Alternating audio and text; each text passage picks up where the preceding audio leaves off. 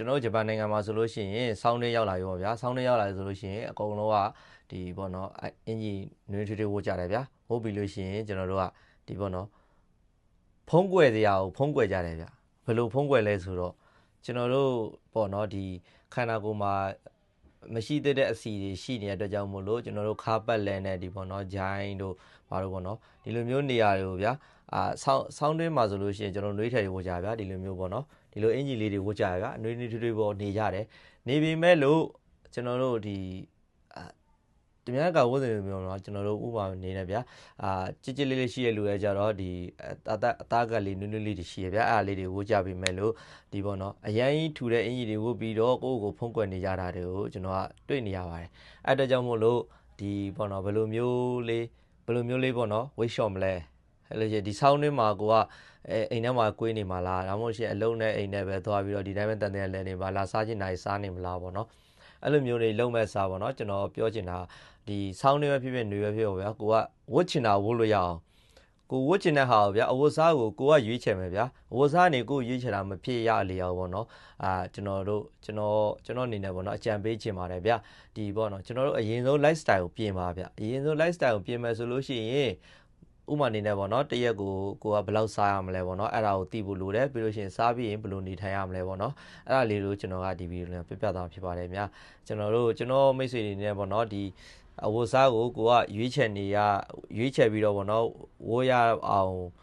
ဖြစ်စေခြင်းတယ်ဗျာကိုကရွေးချယ်တာပေါ့နော်အဝတ်စားနေကိုရွေးချယ်တဲ့ပုံစံမျိုးမဟုတ်ဘဲနဲ့ဥမာဗျာအဝတ်စားနေကိုရွေးချယ်ဆိုတာဘယ်လိုလဲဆိုတော့ကိုဝတ်ချင်တာဝတ်လို့မရဘူးဗျာကိုနဲ့ဆင်ပြေတဲ့ဟာပေါ့နော်ဘိုက်ထွက်နေဆိုလို့ရှိရင်နည်းနည်းလေးပေါ့ပေါ့လေးဝယ်လိုက်ရတာပေါ့လက်ဆိုင်ဝယ်ရတာပေါ့နော်မီဒီယံဆိုင်ဝတ်ချင်ပဲလက်ဆိုင်ဝတ်လိုက်ရတာတို့ပေါ့နော်မိန်းကလေးဆိုရင်လည်းမြန်မာဝတ်စုံတွေပါတွေဝတ်ရင်လည်းဗျာမလှဘူးပေါ့နော်အဲ့လိုမျိုးပေါ့ကျွန်တော်တို့အနှွေးထည်တွေပါဝတ်ရင်တော့မှဗျာအရင်ပွားနေတဲ့ဟာတွေဝတ်ထားလို့ရှိရင်တအားသိတာလေဗျာနော်အဲ့လိုမျိုးပြီးလို့ရှိရင်ခန္ဓာကိုယ်ကကျွန်တော်တို့ဒီပေါ့နော်ဒီဘယ်လိုပြောရမလဲ၄ထောက်တိုးပြီပေါ့ဗျာအဲ့လိုမျိုးအပေါ်အောက်အကုန်လုံးကတပြေးတယ်ပေါ့နော်အရှိရဘက်ကထွက်နေအဲ့လိုမျိုးကျွန်တော် body shaming လုပ်နေရမဟုတ်ပါဘူးဒါကတော့ကျန်းမာရေးအတွက်လည်းပို့ပြီးတော့မှာပေါ့နော်တင့်တော်တယ်ပေါ့နော်ဒီတကယ်လို့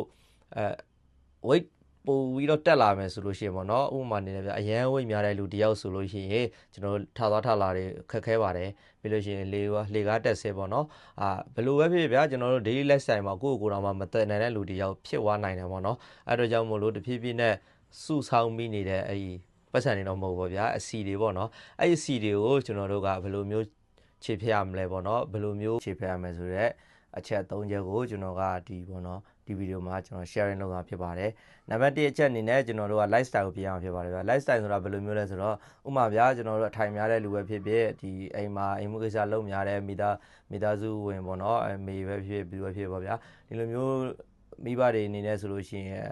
်တနေ့တာမှာပေါ့နော်လှုပ်ရှားဝင်များလေးဖြစ်ဖို့အတွက်ကိုလိုအပ်ပါတယ်ဗျာစားတော့ပြီးရင်လည်းအများတန်းထိုင်နေတာမဟုတ်ဘဲနဲ့ကျွန်တော်တို့လမ်းလျှောက်ပေးတာဖြစ်ပေါ့နော်ရုံးသမားတွေဆိုရင်လည်းဗျာကျွန်တော်အရင်တော့ကလည်းကျွန်တော်ပြောခဲ့ပူပါတယ်ရုံးသမားတွေဆိုလို့ရှိရင်45မိနစ်တစ်ခါလောက်ပေါ့နော်ကျွန်တော်အိမ်သာသွားတာမျိုးအဲ့လိုမျိုးပေါ့နော်လုပ်ပေးဖို့အတွက်ပေါ့နော်လမ်းလျှောက်ဖို့အတွက်ကိုဗျာကျွန်တော်ပြောချင်ပါတယ်စားပြီးလည်းချက်ချင်းအိတ်လိုက်တာကိုထိုင်နေတာတော့မလုပ်ပါနဲ့အဲ့တစ်ချက်ကိုပေါ့နော်လုပ်ပေးပါပြီးလို့ရှိရင်နံပါတ်2အချက်အနေနဲ့ကြတော့ကျွန်တော်တို့ကဒီတနေ့တာပေါ့နော်ဘယ်လောက်ထိကျွန်တော်တို့ကလှုပ်ရှားမှုရှိလဲပေါ့ဗျာအဲ့ဒါလေးကိုကျွန်တော်တိဖို့လိုပါဗျကျွန်တော်တို့တနေ့တာမှာဘယ်လောက်စားသောက်နေလဲဘယ်လောက်လှုပ်ရှားနေလဲပေါ့နော်ဥပမာခြေလမ်း1000လောက်ရှောက်တဲ့လူဆိုလို့ရှိရင်ကယ်လိုရီ300နေ900ကြာဗျကျွန်တော်တို့လှုပ်ရှားမှုရှိရဗျဘယ်လောက်ထိမြန်မြန်ရှောက်နိုင်လဲပေါ့နော်ကျွန်တော်တို့ body weight နဲ့လည်းကွာခြားမှုရှိနေတယ်ဗျဒါကတော့နံပါတ်2ချက်ပါနံပါတ်3ချက်အနေနဲ့အရေးကြီးဆုံးချက်ပေါ့နော်ဘာလဲဆိုတော့ကျွန်တော်တို့အိပ်စက်မှုအချိန်ကိုဗျာကျွန်တော်တို့သိဖို့လိုပါတယ်ကျွန်တော်တို့အိပ်စက်တဲ့အချိန်မှာကျွန်တော်တို့ခန္ဓာကိုယ်မှာရှိတဲ့အစိတ်တောက်တွေဖယ်ရှားတာတို့ကျွန်တော်တို့ပြန်ပြီးတော့ပေါ့နော် reset ပြန်လုပ်တာတို့ပါတော့ကျွန်တော်တို့လုပ်ပေးပါတယ်ဗျခန္ဓာကိုယ်ကသူ့အတူပေါ့နော်လဲပတ်နေတဲ့စက်ရန်တိုင်းလိုပဲဒီလိုသူ့အတူလဲပတ်မို့တော့ကိုကျွန်တော်ညဘက်မှာ recover ယူတဲ့အနေနဲ့ပြန်ပြီးတော့အိပ်စက်ပြီးတော့မှအနားယူပေးသင့်ပါတယ်ဗျအဲ့ဒါကိုကျွန်တော်တို့9နာရီနဲ့9နာရီအထိကိုအိပ်စက်ဖို့တဲ့လိုအပ်ပါတယ်ဗျဒါဆိုရင်တော့ဒီ3ချက်ကိုသိကျင်အားပဲကျွန်တော်မိတ်ဆွေများအနေနဲ့ဒီ3ချက်ကိုလုပ်လို့ရှိရင်ပေါ့နော်ကျွန်တော်တို့ဒီ lifestyle ကိုပြောင်းလဲပြီးတော့ဒီတခုခုပေါ့နော်ကြောင်းထူလာမလို့ကျွန်တော်ယုံကြည်ပါတယ်ဗျဘာလို့လဲဆိုတော့ကျွန်တော်တို့ဒီဘက်ခေတ်မှာနေထိုင်မှုပုံစံအရန်ကိုမှားရနေပါတယ်အဲ့အတွက်ကြောင့်မို့လို့ဒီ lifestyle ပုံစံမျိုးကိုပြင်ပြီးတော့နေသွားမယ်ဆိုလို့ရှိရင်တော့ကျွန်တော်တို့ဒီဝတ်ချင်တာဝတ်မှာပေါ့ဗျာဝတ်ချင်တာဝတ်မယ်စားချင်တာကိုစားလို့ရမယ်ပေါ့နော်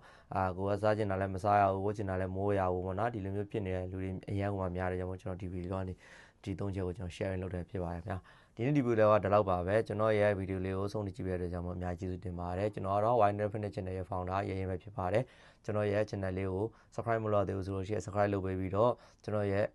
ဒီနောက်ဗီဒီယိုတွေမှာသိရအောင် notification လေးကိုလည်းနှိပ်သွားပေးဖို့တဲ့ဟုတ်မမေ့ပါနဲ့ဟုတ်အားလုံးကိုကျေးဇူးအထူးပဲတင်ရှိပါတယ်ခင်ဗျ See you the next video